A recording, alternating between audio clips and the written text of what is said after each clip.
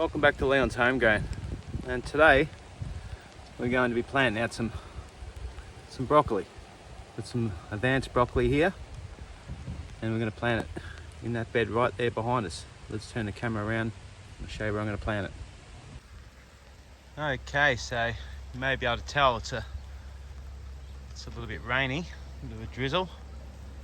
You'll be able to see that a bit better down the paddock. Anyway, this is the swale / garden bed I done on the last clip, last video. So if you haven't seen that, that's called planting fruit trees and making a swale. Anyway, on this side of this swale is where I'm going to be planting the broccoli for this season while these trees get established. And it's all dug up, and where I had an ash swale down here, you might have remembered it was just a few loads of the bucket and the tractor with ash, and it formed a little bit of a swale, and I was sitting like that for a couple of months. It ended about there, and there's a big difference between the quality of the soil and the soil penetration of the water. Anyway, what I am going to do is, because it's a new bed, I'm going to add a little bit of stuff to help it on its way. So what I'm going to add is this here, which is, it says natural and organic, but yeah, I wonder sometimes. But anyway, that's cow manure, so I'm going to add that to it, and then I'll probably sprinkle a bit of leftover organic chicken pellet dynamic lifter, which I've got over here somewhere. You've seen that before, I've been using that in the last few videos.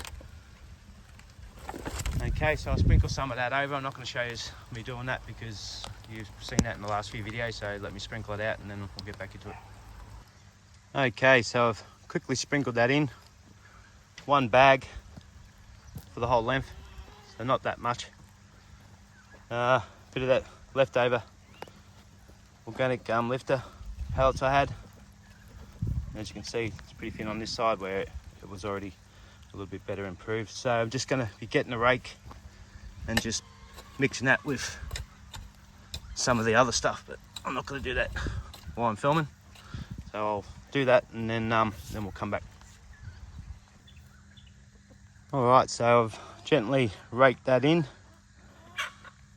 and now I'm going to be using the same mulch I used over there, which is just an old lucerne that's a little bit dried up and spoilt a little bit, not good for the horse to eat, or the outside of it anyway. So I'm using that as mulch, which is probably a pretty expensive way of doing it, but it's just going to go to waste anyway. So for me, I'm happy. So I'm going to put that down. I'm going to put it down reasonably thick, and then I'm going to lay that down before I plant, because it's going to be easier than planting around the little seedlings. All right, let me spread that out and come back. Okay, so basically I've just laid them out in spacings.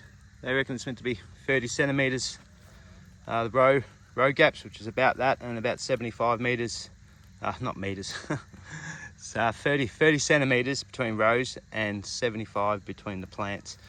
So if they need that much room, they're going to be good sized broccoli, I'll tell you that much, so I'll be happy about that.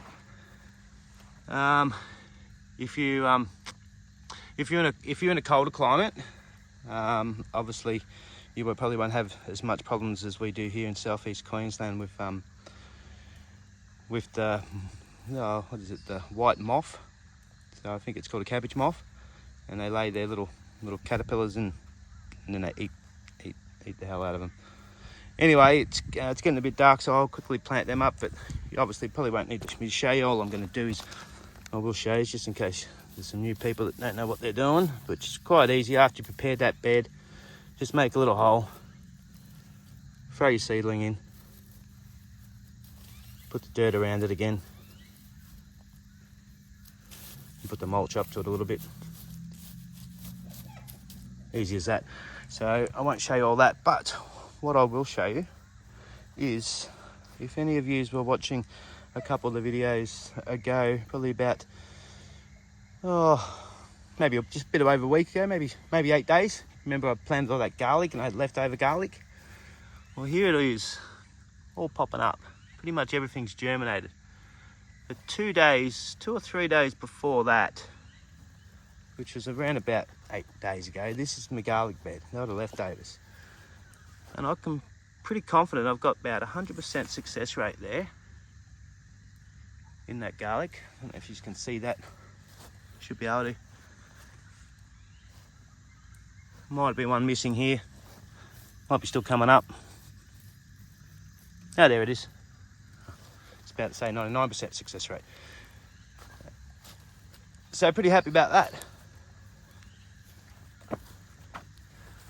So if you haven't planted any garlic yet, go and throw some in. If you haven't watched that video, it's called garlic. I've been putting headings on the bottom of the videos of what I'm doing, and that's it's called garlic autumn planting, and it's we'll explain exactly how I've done that. I'm not going to go over it again on this video.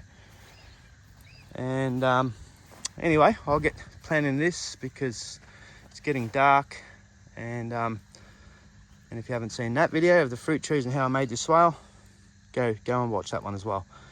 Thanks heaps for your support, guys. Finally hit 400 subscribers, so pretty wrapped about that. It's a reasonably old channel, but not many subscribers, but I'm happy with the subscribers I've got and all the comments I get. So if you've got any questions, feel free to ask and I'll answer to my best of ability. And we'll see yous on the next video. So we'll call that one planting broccoli. Rightio, see you next time, guys. Thank you. It's nearly dark,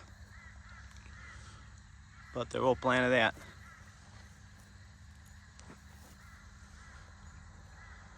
Underneath my new fruit trees. Stay tuned in a few months and hopefully we'll get some broccoli. Rightio, see you guys.